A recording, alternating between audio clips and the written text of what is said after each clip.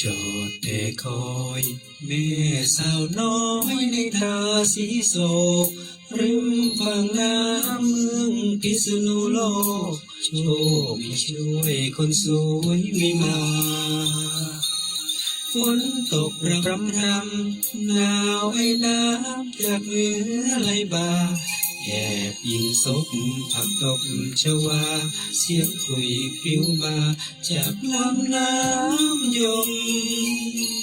สวรรค์คงสาบบาปคงซ้ำเพราะกรรมของที่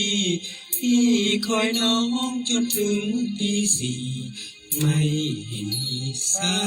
วในตาคมฝนตกจนซาเจ้าไม่มาช้ำเมื่อจะคมน้ำตาท่าน้ำลมน้ำยมหนาวฝนหนาวลมแต่ร่มท้องกว้างจะแงเกิดเชื่อคอยจะมอยมองโอ้น้องคิดถึงพี่บ้างหรือเปล่าโอ้ละนะที่เจอแม้แต่เพียงเงาไม่อยากจะเป็นรักเรากลับไปให้เขานินทาหลวงพ่อช่วยทีเถิดพ่อสีพุทธชินราชช่วยดลใจเป็นใหญ่สว่างส่งเนื้อเย็นมาเป็นขวัญตาน้ำเร็มเจ็บใจ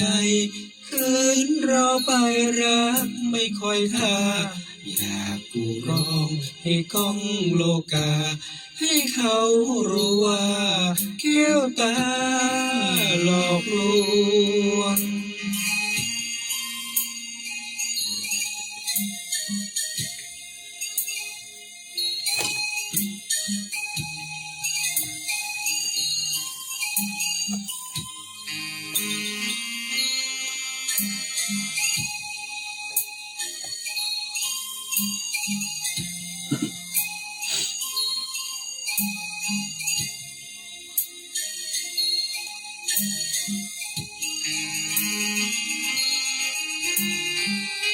หลวงพ่อช่วยทีเถิดพระศรีพุทธชินราชช่วยดุลใจเป็นใหญ่สว่างส่งเนื้อเย็นมาเป็นขวัญตาน้ำเจ็บเจ็บใจคืนรอไปรักไม่ค่อยท่าอยากผู้ร้องให้ก้องโลกาให้เขารู้ว่าแก้วตาหลอกลวง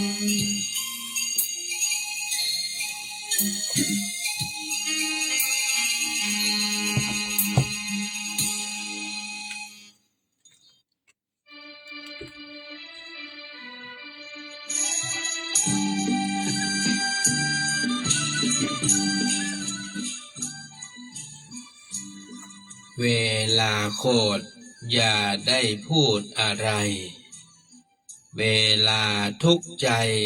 อย่าทำด้วยไม่คิด เวลาที่พิษอย่าแก้ตัว เวลาที่กลัวอย่าได้ลบหนี เวลาที่อารมณ์ดีๆอย่าสัญญา เวลาที่มีปัญหาอย่าจมปลัก เวลาที่รักอย่าไปหลง เวลาที่ลงอย่าได้ท้อใจ เวลาก้าวไปข้างหน้าอย่าลืมคนข้างหลัง ขอความสุขสวัสดีจงบังเกิดมีแก่ท่านผู้ฟังแฟนรายการฟังสบายสไตล์วุฒิชาติทางคลื่นสถานีวิทยุท้องถิ่นจังหวัดเชียงใหม่คลื่นพระพุทธศาสนาและจริยธรรม FM 96.0 เมกะเฮิรตซ์อุปถัมภ์โดยมูลนิธิพระบรมธาตุเจ้าดอยสุเทพมีพระเดชพระคุณหลวงพ่อพระธรรมเสนาบดีเป็นประธานมูลที่เจ้าอาวาสวัดพระธาตุดอยสุเทพเจ้าคณะภาค7ดูแลให้การทำรายการทุกรายการ ทางคลื่นสถานีวิทยุ FM 96ขอบคุณท่านผู้อำนวยการคณะกรรมการบริหารเจ้าหน้าที่ควบคุมห้องส่งวัดดอยสุเทพท่านอาจารย์พระมหาประสิทธิ์ประสาธิโกขอบพระคุณท่านพระครูเจ้าวาดวัดหนองกายเจ้าหน้าที่ควบคุมห้องส่งวัดหนองกายทั้งคฤหัสถ์และบรรพชิตก็เชื่อมสัญญาณวันจันทร์ถึงวันศุกร์ 11 โมงถึงเที่ยงกับรายการฟังสบายสไตล์วิชาติขอบคุณแฟนรายการที่ติดตามทาง2 คลื่นสถานีและทาง Facebook ไลฟ์สดในขณะนี้เวลานี้ขอบคุณแม่ส้มก่อนแสงอ้ายนิพันธ์ทองรักนะคุณป้าขันแก้วเนาะแล้วก็มีไผ่มก็แหมท่านหนึ่งตะกี้หันแป๊บๆนะขอสุมานะฮะอ่านชื่อประตันสกรรมก็เข้ามาติดตามให้กำลังใจก่อนอื่นก็ต้องเอาบุญมาฝากทุกท่านก่อนเนอในเช้าวันนี้ก็ถือว่าเป็นวันดีเป็นวันที่มีความสำคัญต่อพี่น้องล้านนาประเทศก็คือท่านที่เคารพนับถือในตนตั๋วของพระครูบาเจ้าศรีวิชัยนักบุญแห่งล้านนาไทยท่านได้มีอายุนะฮะวันนี้ชาตการครบรอบวันเกิด147 ปีพระครูบาเจ้าทางวัดศรีโสดาพระอารามหลวงก็ดีนะฮะทางผู้มีส่วนเกี่ยวข้องหลายภาคส่วนได้จัดกิจกรรมทำบุญตักบาตรในช่วงเช้าแล้วก็มีพิธีทำบุญเจริญพุทธมนต์ที่ตรงบริเวณขวงอนุสาวรีย์ครูบาเจ้าศรีวิชัยโดยมีพระเดชพระคุณหลวงปู่นะฮะ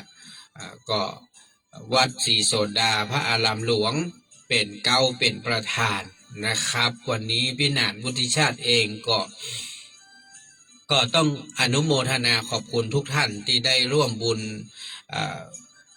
อาหารนะข้าวสารอาหารแห้งเอาอาหารแห้งอะไรครับมันเป็นข้าวสาร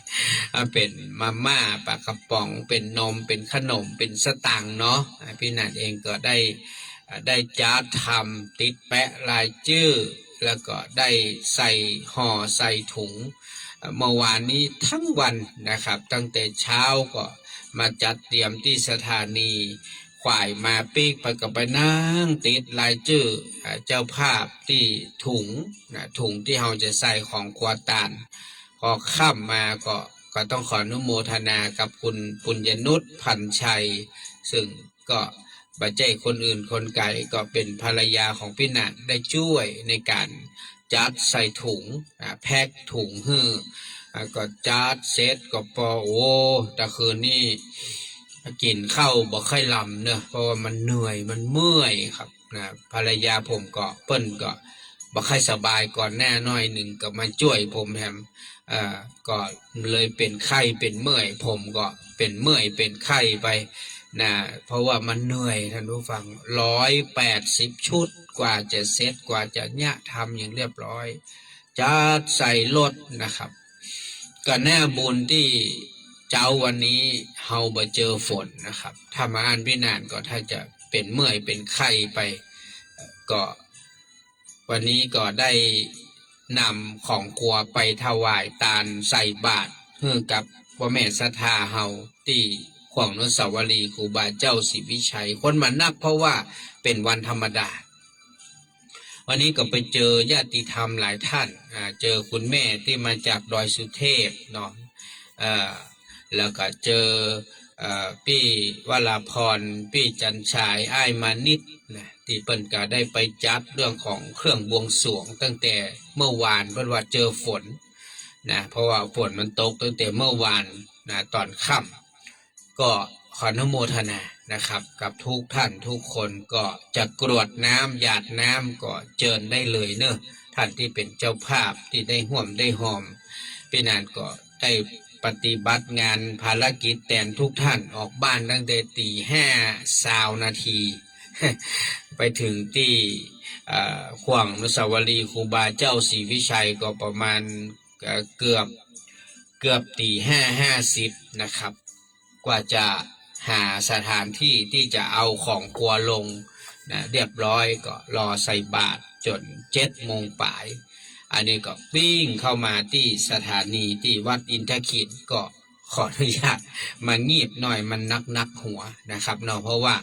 มันเหนื่อยมาตั้งแต่ตะวาทั้งวันนะครับแล้วก็มาตื่นเจ้าแหมนะตั้งแต่ตี 5ป่ายก็เดินทางออกจากบ้าน ก็บุญสำเร็จละเนอปล่อยแม่เนอไผที่ได้ห่วมได้หอมก็กรวดน้ำหยาดน้ำบอกแล้วว่าไผทำบุญผ่านพินานสบายคือโอนสตังมาแล้วก็ตั้งจิตเจตนาแล้วก็สบายละนะรอกรวดน้ำหยาดน้ำส่วนพี่นานก็ต้องทำภาระธุระให้เสร็จตั้งแต่มา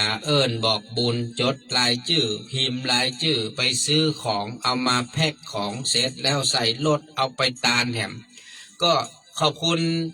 เจ้าภาพนะครับที่เมตตาช่วยเรื่องของการน้ำมันรถพี่นานมาเนอะที่ได้กำน้ำมันรถมาบอกว่าอินดูพี่นานขับรถต่างของต่างครัวไปซื้อครัวซื้อของก็ต้องออกสตางค์เติมน้ำมันรถเอง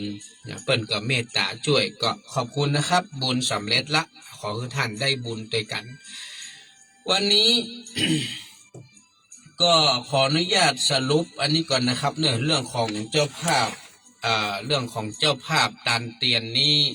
ที่เขารับชุดละ 1,000 บาทนะครับพี่นานว่าสามารถจะรับเพิ่มได้แล้วเนอะในส่วนของเทียนนะครับตามที่ได้กำมั่นสัญญาว่าเขาจะรับ7 ชุดนะครับ7 ชุดดังนั้นชุดที่8นี่เขาจะเว้นไว้นะเพราะเขาจะเอาเป็นตานเตียนรวมนะครับในวัดที่8ก็คือวัดอินทขินของเฮาวัดสุดท้ายนี่นะฉะนั้นก็ขออนุญาตอนุโมทนาขอบคุณกับเจ้าภาพญาติธรรมผู้ใจบุญประกอบด้วยทางชุดที่1,000 บาทนั้นคุณน้องพัชรินนะวันนี้ก็เป็นวันคล้ายวันเกิดของคุณน้องพัชรินโดยเนาะวันนี้วันที่11 มิถุนายนนะก็ขออนุโมทนาเนอขอให้ได้กุศลผลบุญที่ได้ตั้งจิตเจตนาสร้างมามากปวงหลวงหลายนะคุ้มครองรักษาให้อายุมั่นขวัญยืนปราศจากทุกโศกโรคภัยแล้วก็ขอให้หิมาก้าขึ้นเจริญรุ่งเรืองในกิจการในงานทั้งหลายเนอแล้วก็คุณร้อยโทประพันธ์สุกันโทเนาะพร้อมด้วยที่ดาครอบครัวชุดที่2ก็คือคุณไอ้ประสิทธิ์คำปันคุณปี้กุลนิพากันทจันทร์พร้อมด้วยบุตรชายครอบครัวก็รับ 1,000 บาทก็ขอให้กุศลผลบุญนะที่ได้ตั้งจิตเจตนาได้ร่วมกินร่วมทานก็ขอสะท้อนย้อนหาทางคุณปี้กุลนิพากันทจันทร์ซึ่งก็กำลังพักรักษาตัวด้วยความเจ็บป่วยบ่สบายก็ขอให้โรคภัยที่มีอยู่นั้นได้ห้อมได้หายได้มาลายหายไปเนอเฮอปีกมาอยู่ดีสบายอยู่ปฏิบัติธรรมกินตานด้วยกันเหมือนแต่เก่าแต่ก่อนเนอขอให้กำลังใจพี่แดงกุลนิพากันทจันทร์ด้วยนะแล้วก็ชุดที่3อนุโมทนาอ้ายนิพันธ์ทองรักพร้อมครอบครัวและคุณแม่เสาคำธนัญชัยพร้อมลูกหลานนะครับเมตตารับ 1,000 บาท1 ชุดกราบอนุโมทนาขอบคุณกับคุณแม่จันสมท่านามแสงพร้อมครอบครัวลูกเต้าเหล่าหลานบ้านดอยสุเทพในเมตตารับ1 ชุด 1,000 บาทอนุโมทนาคุณป้าขันแก้วพรหมจริงพร้อมครอบครัวเนอเมตตาร่วมทำบุญ1 ชุด 1,000 บาทแล้วก็อนุโมทนากับคุณพี่สุบินมีแก้วนะซึ่งอยู่ที่แม่สอดเป็นแฟนคลับเป็นญาติธรรมมา10 กว่าปีซึ่งตอนนี้ท่านก็กำลังป่วยก็จะว่าไปก็ป่วยหนักมากป่วยหนักมากเพราะเมื่อวานนี้เปิ้นก็ได้โทรศัพท์มาอู้กับพี่นานเป็นรอบที่2จากวันก่อนปูนได้โทรมาสอบถามเรื่องการตานเตียนนะครับเปิ้นก็บอกว่ามีเจตนาให้ตานเตียนโดยเนอพี่นานเพราะว่าปี้ก็อยู่ในห้องผู้ป่วยฉุกเฉินนะซึ่งก็บอกฮู้ว่าจะจากไปวันไหนเมื่อใดก็บอกฮู้นะคือตอนนี้ที่เปิ้นคิดอยู่เปิ้นก็กลัวว่าเปิ้นจะไปก่อนที่เราจะไปตานเตียนวันที่5ปุ้น กรกฎาบุญก่อนเปิ้นก็เลยขอหอมบุญไว้ก่อนขอหอมบุญไว้ก่อนผมก็คือกำลังใจเปิ้นแล้วก็บอกให้เปิ้นเฮือกำหนดจิตนะเฮืออยู่กับตัวนะต้องคิดเรื่องในอดีตเรื่องอนาคตต้องไปคิดเฮือตัดทุกสิ่งทุกอย่างเฮือคิดแต่เรื่องปัจจุบันนี้ก็พอเฮือพอลมหายใจเข้าลมหายใจออกนะเฮือเอาพระพุทธพระธรรมพระสงฆ์เป็นสรณะที่พึ่งแล้วก็เฮือกึดถึงบุญกินบุญตานบุญศีลธรรมภาวนาที่ได้สร้างได้ทำมาตลอดชีวิตของเปิ้นเฮือเปิ้นกึดอยู่แต่เรื่องหมู่นี้นะมันต้องไปกึดเรื่องผัวมันต้องกึดเรื่องการงานต้องกึดเรื่องลูกเรื่องเต้านะเฮือตัดทุกสิ่งทุกอย่างออกคือหมดเฮือกึดกันเรื่องตัวเก่าหรือดูแต่ลมหายใจที่มันเหลืออยู่เข้าออกนะเฮือเปิ้นกึดแต่เนี่ยเมื่อวานนี้เปิ้นก็โทรม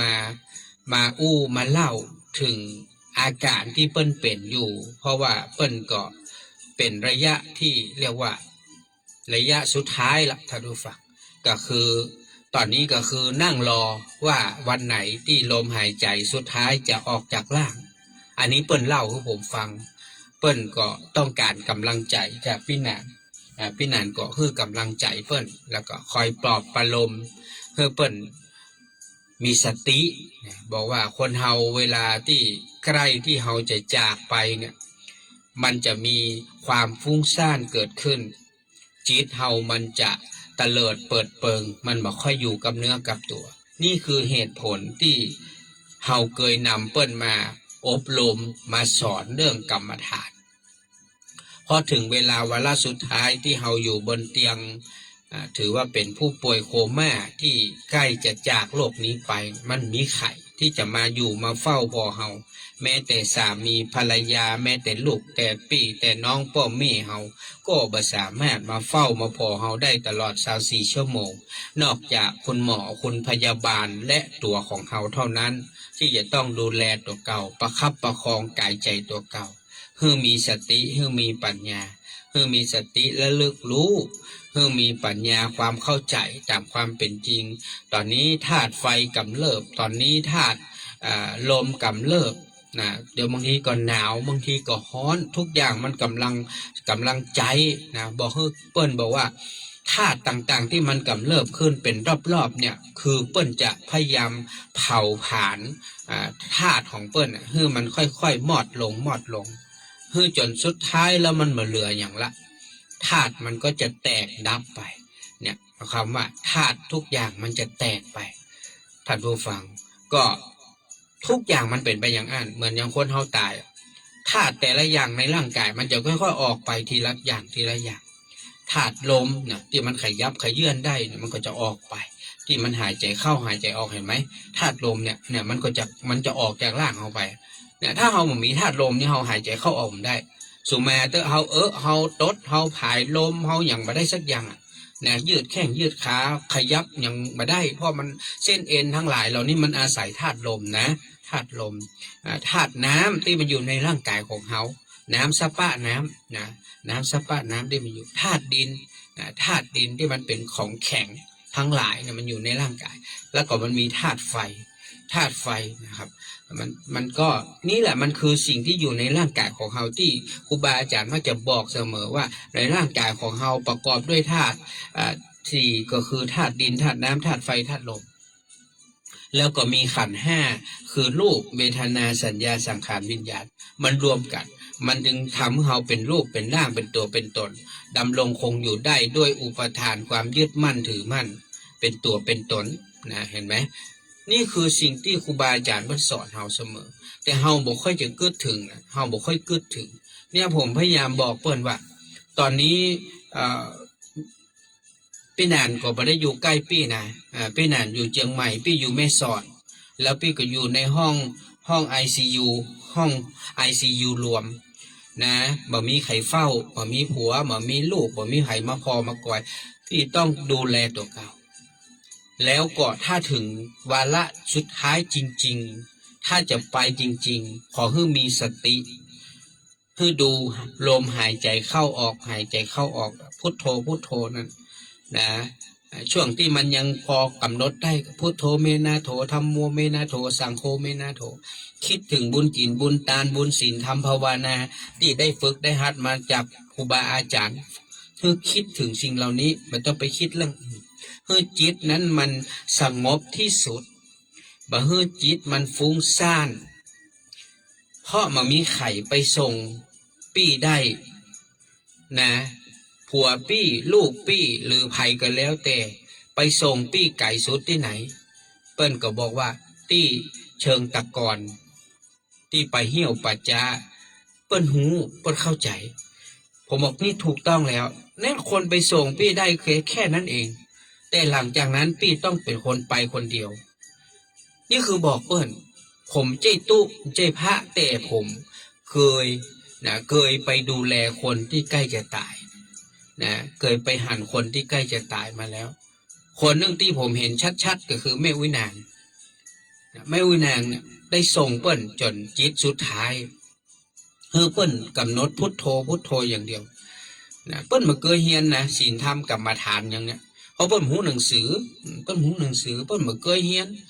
เปิ้นมาเคยไหว้พระสวดมนต์สมาทานศีลรับศีลอย่างเปิ้นมาเคยเปิ้นก็รักษาตามที่เปิ้นทำได้แต่เปิ้นมาหูเรื่องพวกนี้ผมบอกเปิ้นเปิ้นกำหนดลมหายใจเข้าออกพุทโธพุทโธพุทโธห้ามไปคิดเรื่องอื่นคือมันห้ามไม่ได้หรอกแต่บอกอยู่กับพุทโธเข้าออกพุทโธพุทโธพุทโธพุทโธพุทโธแล้วเปิ้นก็ไปคนเดียวเปิ้นไปอย่างสงบไปอย่างศพสวยเลยสงบและศพสวยแก้มนี่เป็นสีชมพูยิ้มไปบ่มีความตื่นตระหนกบ่มีความกลัวเรื่องความตายเลยก่อนหน้านั้นเปิ้นกลัวเพราะเราดูเครื่องวัดออกซิเจนเปิ้นมี2ตัวเข้าทางปากเข้าทางดังมันขึ้นลงเหมือนปิงปองที่เราเอาจ่งลงพื้นแล้วมันเด้งขึ้นเด้งลงคือคนไม่ยอมตายพอหัวตัวเก่าจะตายมันไม่ยอมตายมันพยายามสู้กับความตายท่านผู้ฟังใครจะสู้ได้สู้กับพญามัจจุราชใครจะสู้ได้มันมีใครสู้ได้แม้แต่พระพุทธเจ้ายังต้องจากโลกนี้ไปพญามัจจุราชเปิ้นต้องมาเอาไปหมดนะครับนะแต่ไปแล้วจะไปที่ไหนต่ออันอย่างพุทธเจ้าอรหันต์เจ้าทั้งหลายเปิ้นไปแล้วเปิ้นบ่ต้องเวียนว่ายตายเกิดบ่ต้องตกอยู่ใต้สังสารวัฏก็คือเข้าสู่พระนิพพานแต่หมู่เฮาเนี่ยเฮายังต้องเวียนว่ายตายเกิดเพราะเฮายังบ่ได้เป็นอรหันต์ฉะนั้นเฮาจึงต้องประคับประคองกายใจของเฮาให้ดีเนี่ยอย่างเช่นพี่สุบินผมบอกเปิ้นอย่างเงี้ยเปิ้นบอกว่าเปิ้นยังอวยพรผมนะเปิ้นบอกว่าขอให้พี่นานนะอยู่ไปเมินเนอะอยู่กินอยู่ตานอยู่ดูแลพ่อแม่ศรัทธาญาติธรรมไปเมินเนอะเปิ้นยังอวยพรผมนะ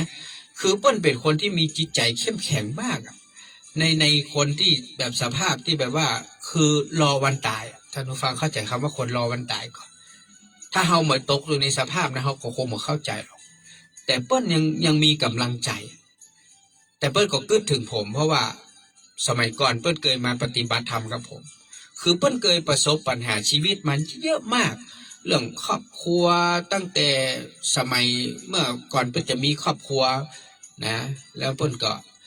มีปัญหามากมายเปิ้ลเป็นทุกข์มากแล้วเปิ้ลก็มาปรึกษาผมแล้วเปิ้ลก็มาเรียนกรรมฐานด้วยกัน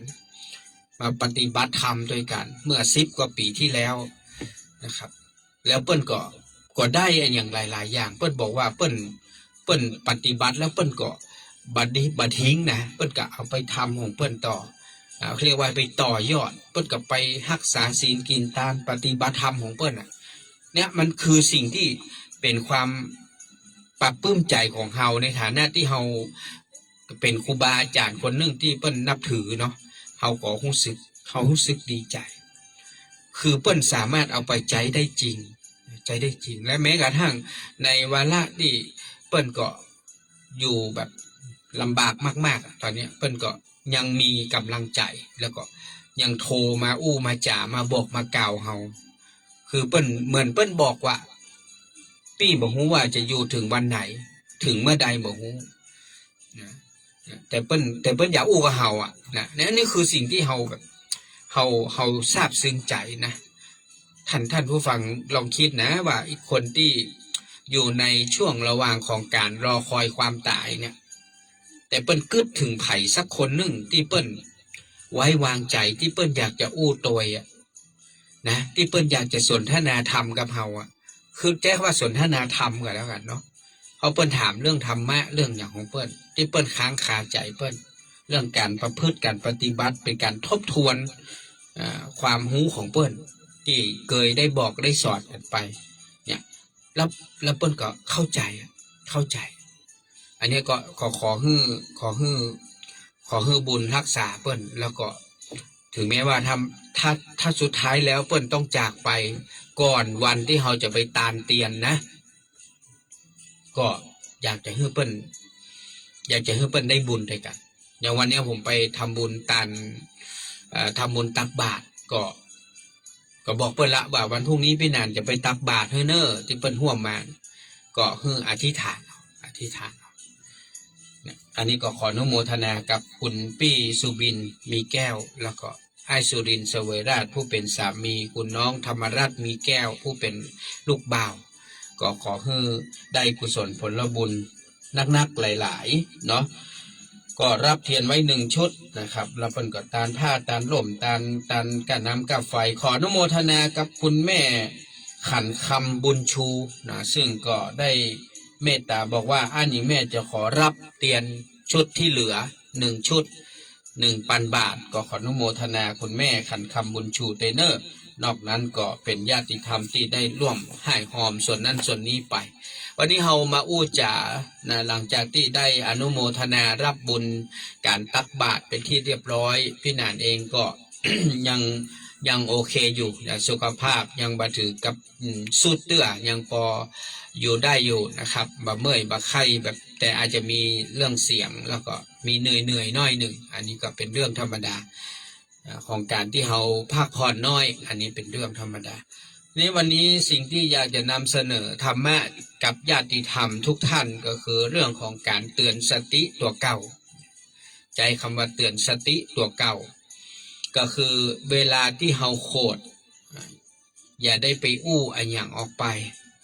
คนที่โคดเนี่ยมันมักจะบ่ค่อยมีสติครับคนที่โคดนี่นะสติมันไม่มีมันอยากอู้อย่างก็อู้ทีนี้กรรมอู้ทั้งหลายเนี่ยบางครั้งมันทำให้คนที่ได้ยินได้ฟังเกิดความบัดสบายใจหรือบางครั้งเขาอู้ออกไปแล้วมันก็เป็นโทษเป็นภัยแก่ตัวเก่าในทุกๆวันนี้เห็นก็คนเฮามาพอใจก็ด่ากันว่ากันมาตั้งเฟซตั้งไลน์ตั้งโน่นตั้งนี่แล้วเปิ้นก็มีการบันทึกสุดท้ายก็มีการฟ้องร้องดำเนินคดีนะอย่างเงี้ยบางคนก็โพสต์ลงไปในสื่อโซเชียลเปิ้นก็ไปก๊อปไปบันทึกไว้แล้วก็เอาไปแจ้งความอันเนี้ยมันก็เป็นเรื่องเป็นราวการที่เวลาโคดเนี่ยมันอู้ออกไปเนี่ยมันจึงบ่ค่อยได้ประโยชน์นะการอู้เนี่ยบางครั้งมันไม่ได้ผ่านการคิดการพิจารณาเนี่ยเปิ้นถึงบอกหรอก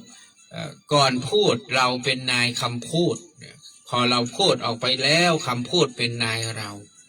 ฉะนั้นจะอู้อย่างเนี่ยมันต้องทบทวนใคร่ครวญให้ดีนะถ้าเฮาอู้เฮาบ่ได้คิดได้พิจารณาเหี่ยก่อนอู้ออกไปแล้วมันกลายเป็นโทษเป็นภัยฉะนั้นมันมีประโยชน์เปิ้นถึงบอกว่าพูดไป2ภัยเบี้ยนิ่งเสียตำลึงทองนั่นหมายความว่าอู้ไปแล้วมันมีประโยชน์มันต้องอู้ยิ่งเวลาโคดเนี่ยมันต้องอู้เลยเนี่ยเปิ้นถึงบอกว่าวิธีการนะเปิ้นว่านับ1 ถึง 100นับ100 ถึง 1,000นับ 1,000 ถึง 10,000 ถึงแสนถึงล้านมีประโยชน์นะเวลาเฮาโคดไผ่ก็จังนะผัวเมียโคดกันพ่อแม่ลูกโคดกันพี่น้องโคดกันเพื่อนฝูงโคดกันเจ้านายลูกน้องโคดกันสิ่งสำคัญคือต่างคนต่างถอยออกไปต่างคนต่างเตียวหนีไปเหียนะบ่ต้องมาอยู่ใกล้กันมันจะมอกหมากับแมวนั่นน่ะนะถ้ามันอยู่ใกล้กันนะมันจะเหมือนหมากับแมวนะมันถึงพอกันแลกันกะเดี๋ยวเอาแล้วเดี๋ยวงอมใส่กันแล้วมันมีประโยชน์เตียวออกจากตรงจุดนั้นไปเหีย ต่างคนก็ต่างไปคือมันสงบจิตสงบใจฮะก่อนเดี๋ยวก็ปีกมาเพราะตอนที่เขาโคตรมันตึงมีเหตุมีผลละโมโหโทโสแม่มฟังฟ้าฟังผีสักอย่างนะไอ้ใครอู้อย่างก็อู้ใครด่าก็ด่าใครว่าอย่างก็ว่าอันนี้มันมีประโยชน์อันที่สองเพิ่นบอกเวลาที่เขาทุกข์ใจอย่าทำโดยบักคิดคนที่ตุกใจเนี่ยท่านผู้ฟังสำคัญมากอย่างกี้อู้อย่างเงี้ยคุณปี้เปิ้ล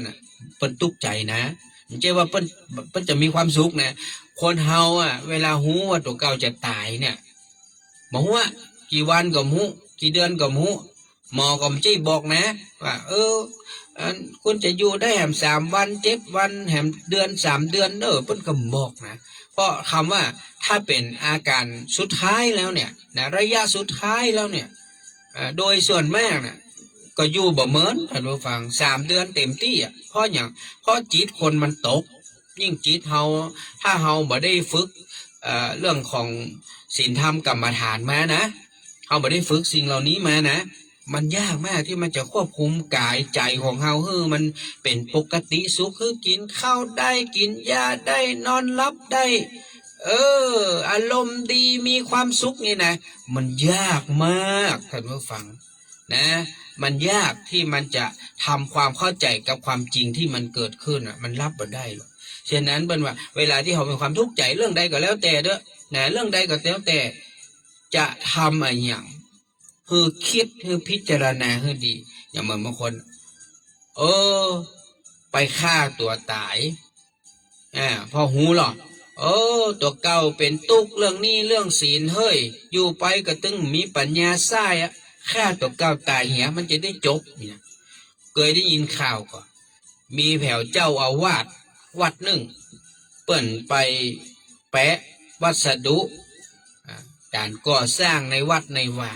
สุดท้ายมันมามีเงินเอาไปสร้างเปิ้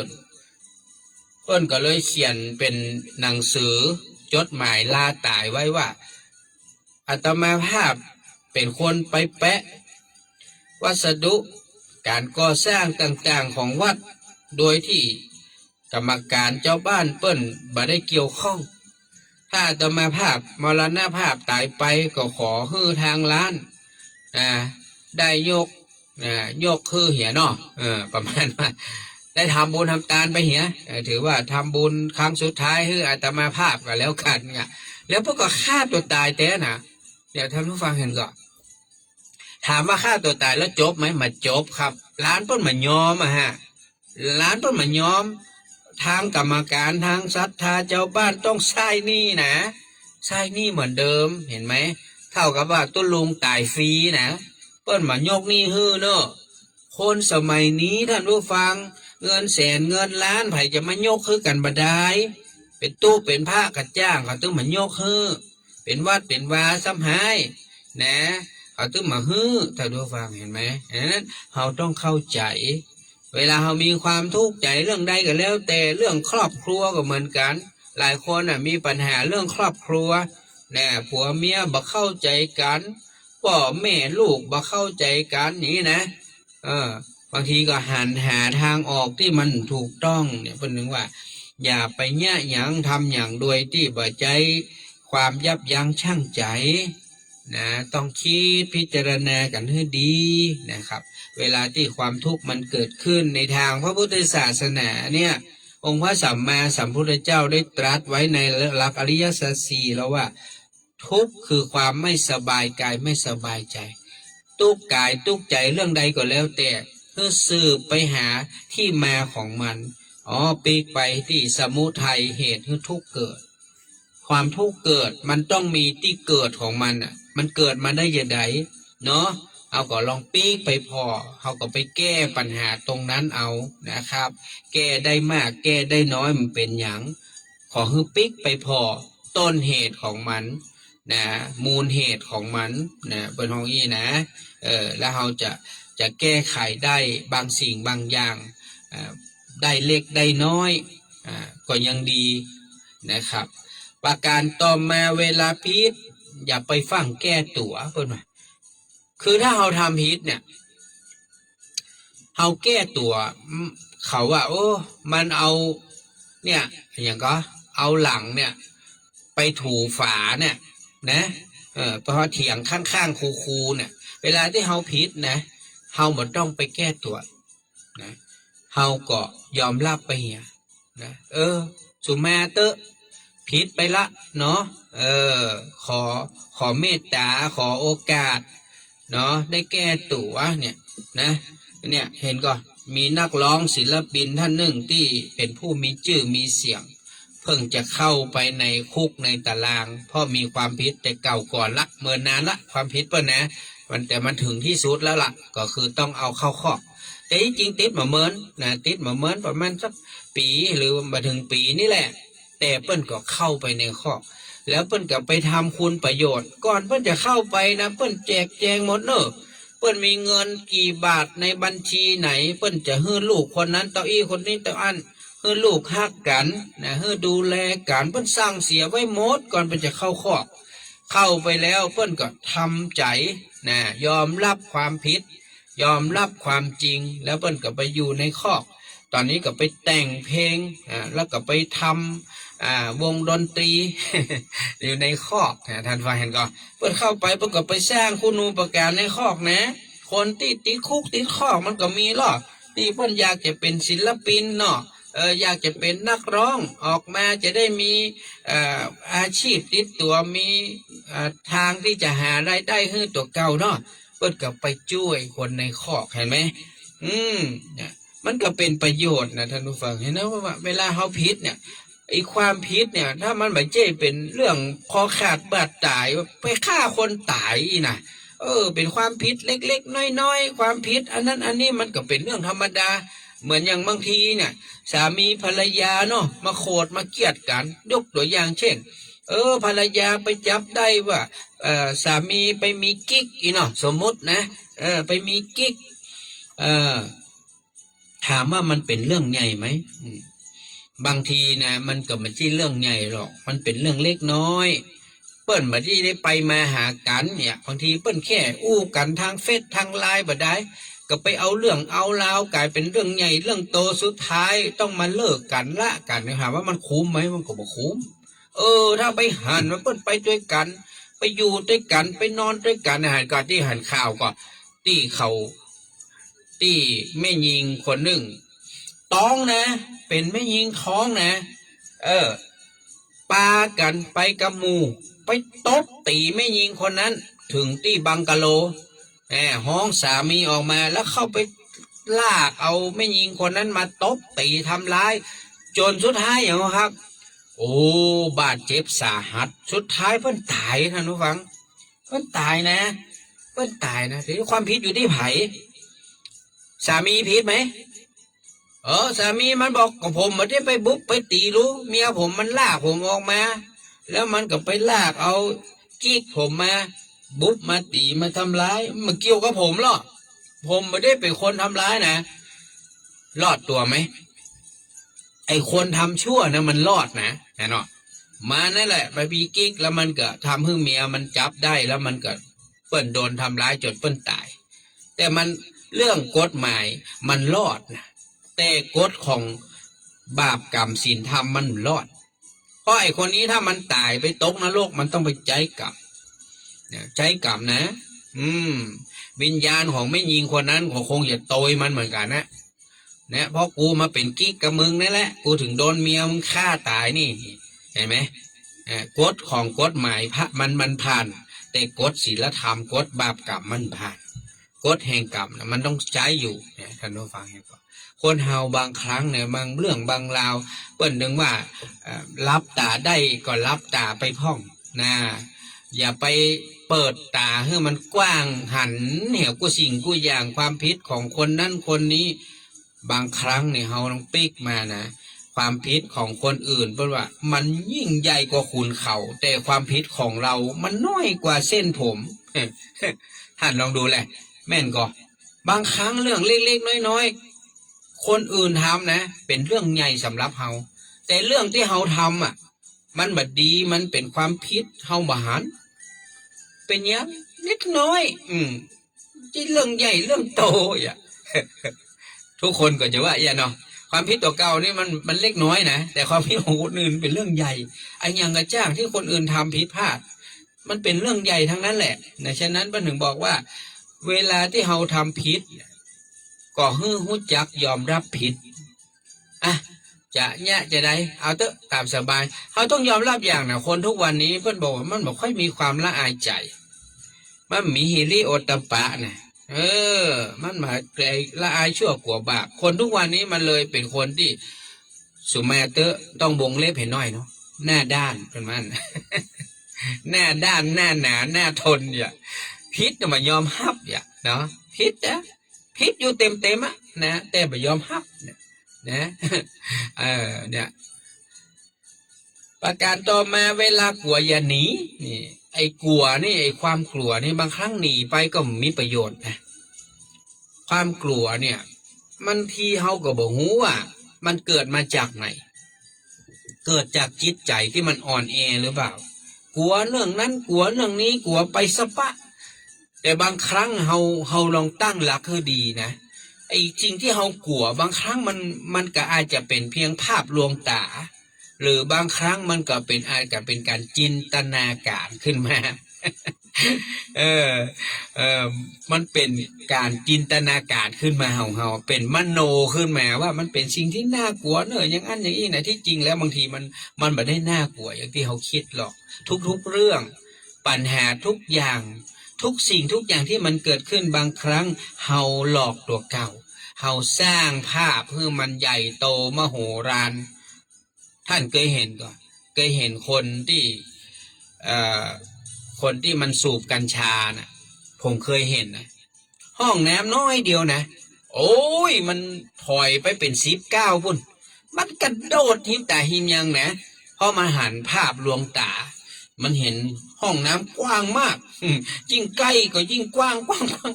มันเลยไปอยู่ไกลพุ่นแล้วมันเป็นตั้งหลักล่นแล้วก็โดดหิมแต่หิมยังเนี่ยเพื่อนจะข้ามห้องน้ำอันน้อยเดียวนะมันว่าเป็นห้องน้ำกว้างเช่นเดียวกันกับคนเฮาบางครั้งมันเป็นเรื่องมาใหญ่หรอกมันเป็นเรื่องที่บันน่ากลัวหรอกแต่เฮาไปคิดเป็นตุ๊เป็นจ๊ะเป็นเรื่องใหญ่เรื่องโตเพราะว่ามโนเอาคนเดียวทั้งที่เหตุการณ์จริงๆมันอาจจะบ่เป็นอย่างที่เฮาคิดก็ได้นะ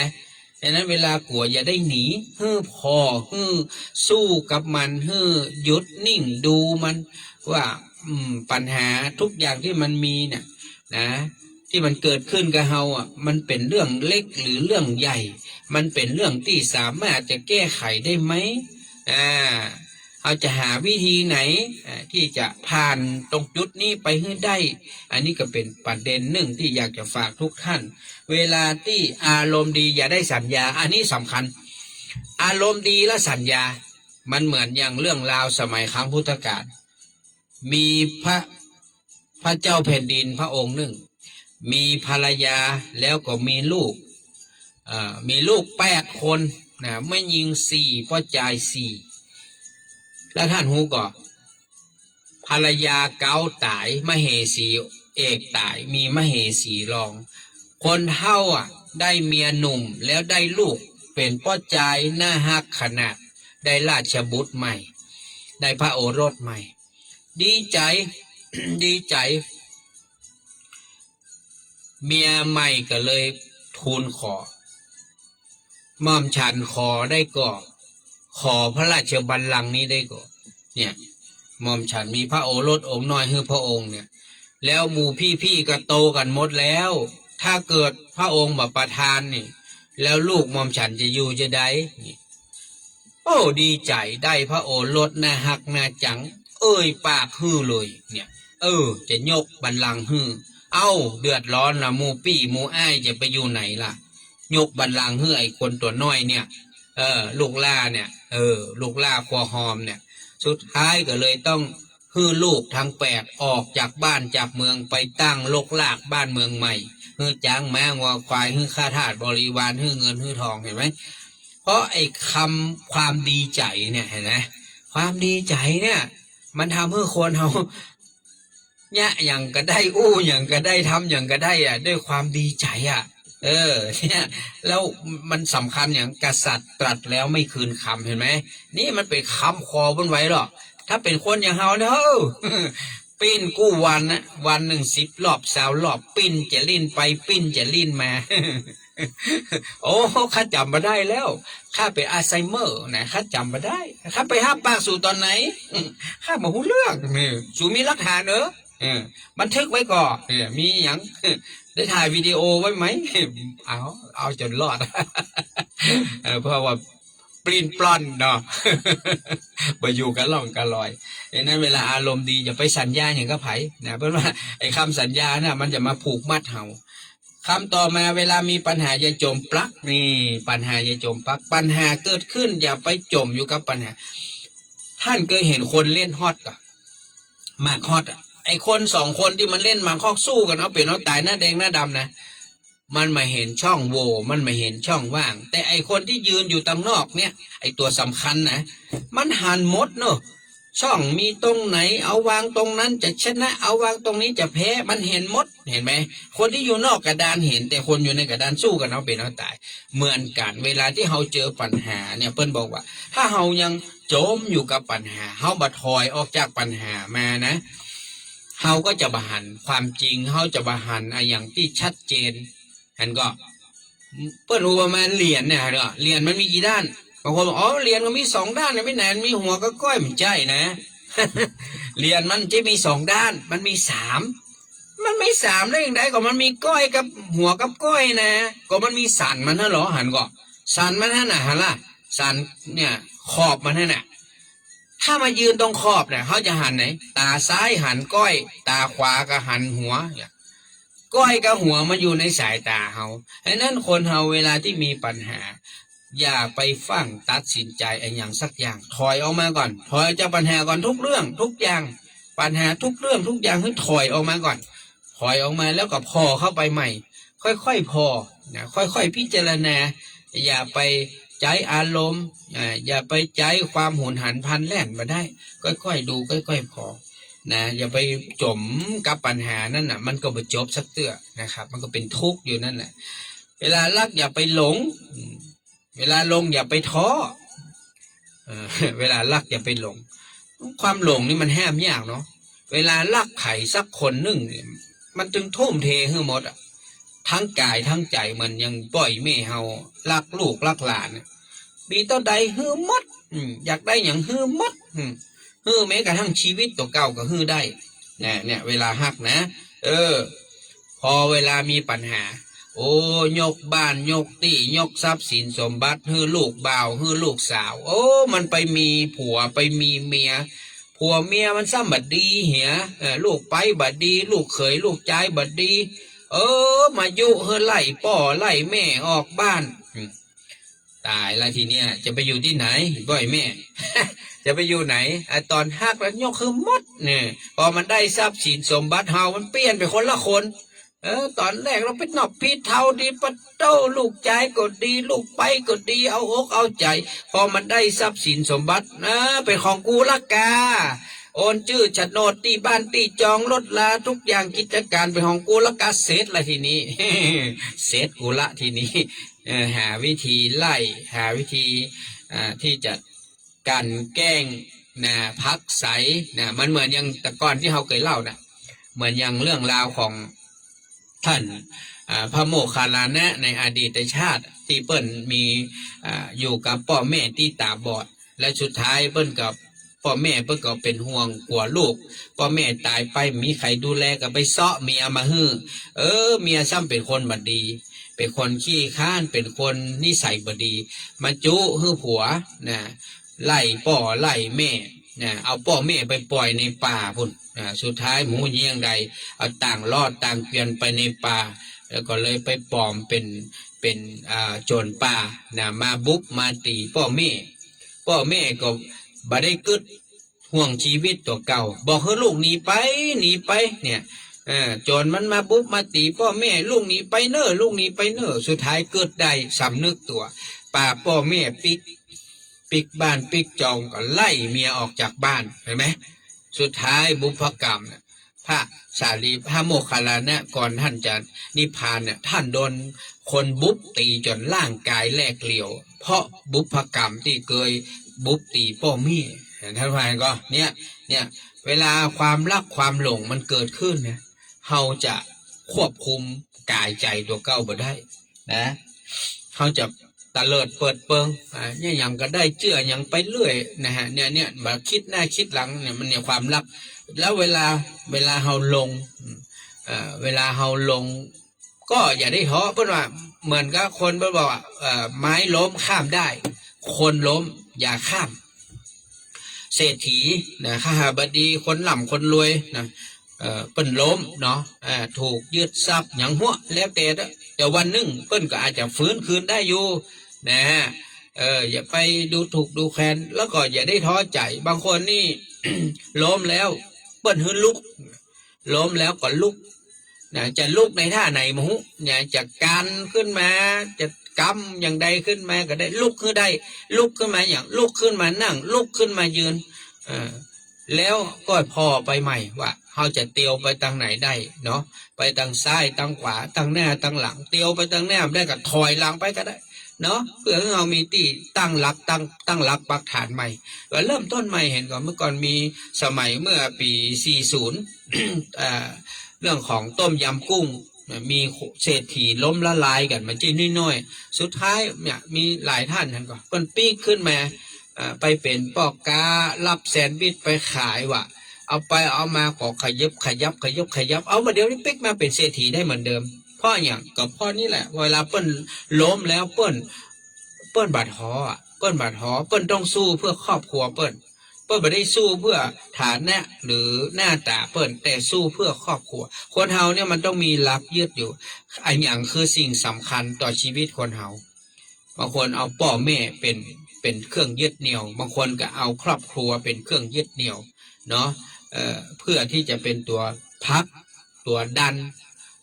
ที่ทำให้เฮาปิ๊กขึ้นมาสู้ต่อไปนะอย่างบางคนเนี่ยดูแลคนป่วยเนาะผัวป่วยเมียป่วยพ่อแม่ป่วยลูกหลานพี่น้องป่วยนะเฮาก็อย่าได้ท้อนะเฮาต้องดูแลกันนะวันหนึ่งเปิ้นอาจจะดีเปิ้นอาจจะหายหรือท้ายที่สุดวันหนึ่งเปิ้นบ่สามารถที่จะฟื้นคืนมาได้เปิ้นล้มหายตายจากก็บ่เป็นหยังเฮาก็ถือว่าเฮาเนี่ยดูแลเปิ้นอย่างดีที่สุดแล้วก็เต็มที่ที่สุดแล้วเฮาจะได้เสียใจในภายหลังนะจะได้มาโต้ตัวเก่าโอ้เป็นตาเฮานะมาดูแลพอกอยเปิ้นฮื้อดีเนี่ยเห็นก็มันจะกลายเป็นความผิดติดตัวเฮานะทำให้เฮามีจิตที่เศร้าหมองฉะนั้นก็เป็นการฮื้อกำลังใจซึ่งกันและกันนะแล้วก็เวลาก้าวไปข้างหน้าแล้วอย่าลืมคนที่อยู่ตั้งหลัก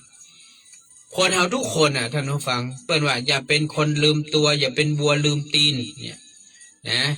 คนลืมตัววัวลืมตีนนี่มันมีใครศรัทธามันมีใครชอบนะบางทีเป็นใหญ่เป็นโตว่าลืมพ่อลืมแม่ลืมครูบาอาจารย์ลืมคนที่คอยช่วยคอยพักบางครั้งละผัวละเมียไปก็มีนะเพื่อยศเพื่อศักดิ์เพื่อฐานะนะฮะเห็นก็ไปเป็นคนใหม่ตั้งชื่อใหม่นามสกุลใหม่อยู่กับชีวิตใหม่ๆของเก่าของเดิมคนเก่าคนที่เคยดูแลพอก้อยมาลืมมันนึกถึงเลยเนี่ยคนอย่างนี้นะเปิดบอกเป็นคนที่ลืมตัวลืมตนนี่วันหนึ่งข้างหน้าถ้าเกิดอย่างขึ้นมาจะบ่มีที่ยืนมันมีที่อยู่มันมีใครให้การช่วยเหลืออันนั้นสำคัญมากๆนะทุกวันนี้เราอย่าไปลืมคนที่อยู่เบื้องหลังเราอย่างพี่หนานเองเนี่ยทุกวันนี้บ่เคยลืมไผบ่เคยลืมบุญคุณของครูบาอาจารย์อย่างหลวงพ่อดอยสุเทพเนี่ยท่านบาเมตตาพี่นานก็คงมาได้มาอยู่สถานี96จน20 ปีแล้วนะเพราะเมตตาของหลวงพ่อท่านพระครูสมุวิสุวัตเนี่ยซึ่งก็เป็นเพราะสหายธรรมกันผมก็บ่เคยลืมเปิ้นเพราะว่าเปิ้นเนี่ยเป็นคนชวนผมมาอยู่ที่สถานี96นี่นะเนี่ยแล้วก็บ่เคยลืมพ่อแม่ศรัทธาแฟนรายการที่เคยเมตตาเอ็นดูพี่นานสนับสนุนบุญกินบุญทานดูแลทุกอย่างหลายคนนี่โอ้ช่วยเหลือพี่นานปิดทองหลังพระเวลาที่มีพี่นานมีปัญหาติดขัดก็คอยช่วยเหลือซัพพอร์ตมีเยอะครับมันจะมีแค่คน2 คนมีเป็น10เป็น20พุ่นที่เปิ้นคอยช่วยเหลือก็ต้อง กราบขอบพระคุณทุกท่านนะครับที่เมตตาพี่นานแล้วก็สิ่งสำคัญก็คือพระพุทธเจ้าพระธรรมเจ้าพระสังฆเจ้านี่แหละนะฮะพระรัตนตรัยนี่แหละถ้ามันมีพระรัตนตรัยในพี่นานก็คงไม่ได้เข้ามาในพระศาสนาในวัดในวาก็คงไม่ได้มาเป็นน้อยเป็นนานมันคงไม่ได้มาจัดรายการให้พ่อแม่ได้ฟังเขาคงไม่ได้กินได้ตานด้วยกันทุกๆวันนี้นะแล้วก็ได้รับการสนับสนุนจากภรรยาจากครอบครัวตัวนะที่เปิ้นไม่ได้มาคัดมาขวางเฮาเปิ้นก็ยินดีนะแล้วก็คอยซัพพอร์ตดูแลเฮาอันนี้ก็ต้องขอบคุณนะทุกๆท่านทุกๆกำลังใจที่ได้หยิบยื่นให้มาท้ายรายการนะครับก็ฝากไว้นะฮะวันที่22มิถุนายนนี้นะซึ่งก็เรือแฮมประเมินแล้วเนาะเพราะวันนี้ก็วันที่11แล้วเรือแฮม11วันเนอร์ปะกันที่วัดเจ็ดลินเนอร์ใครจะเอาโรงทานไปเลี้ยงก็ไปติดต่อได้ที่รักษาการเจ้าอาวาสวัดเจ็ดลินได้แต่เจ้าก็ฟังเปิ้นมาในวิทยุเปิ้นก็เชิญชวนเนอะใครจะร่วมเป็นเจ้าภาพโรงทานร่วมเป็นเจ้าภาพ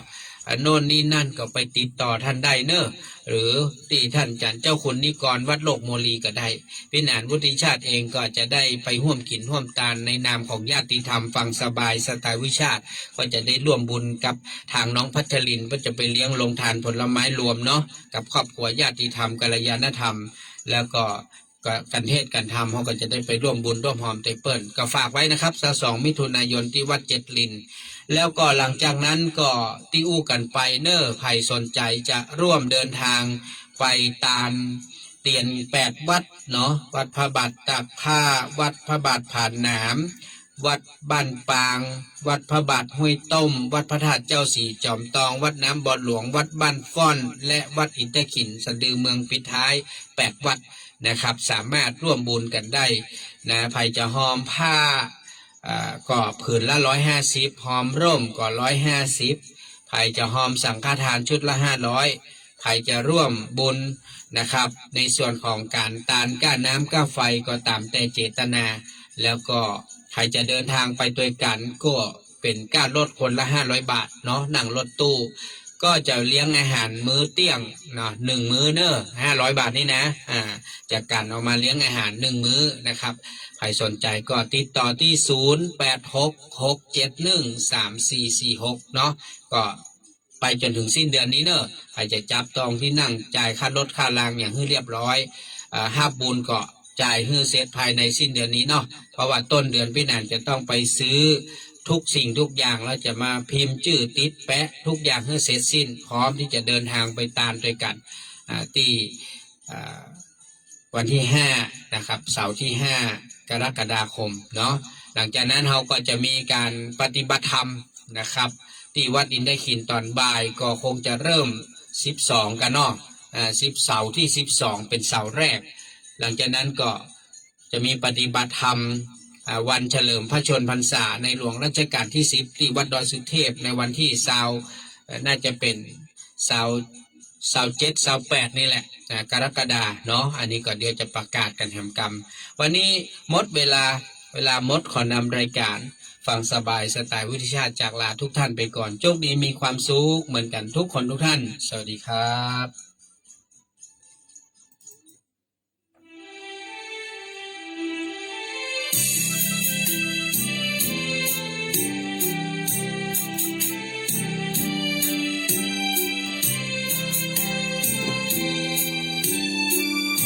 ฝากเพลงเสียงธรรมกับสายลมผ่านใจวุฒิชาติกำพัน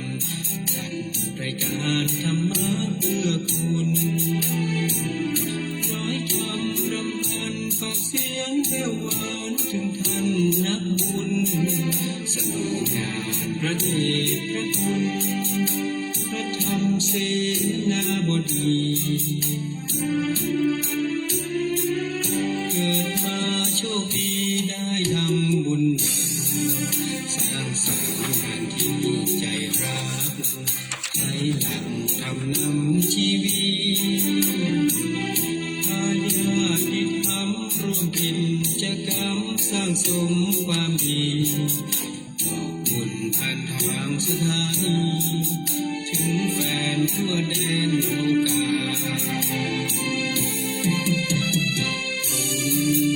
หนุนนำให้ทำเป็นทานจิตใจอย่าทำชื่นบานให้มีชีวิตชีวาบัดนี้ญาติธรรมเชื่อมั่นศรัทธาคำสอนขององค์สัมมาสัมพุทธเมตตาประทานไว้ให้และจงโชคดีและมีความสุขธรรมะพาให้หายทุกข์พบสุขทั้งกายและใจพุทธิชาติคำพันขอบคุณทุกท่านให้กำลังใจฟังกันสบายสบายสุดท้ายคนนอนหน้าจอทุกวัน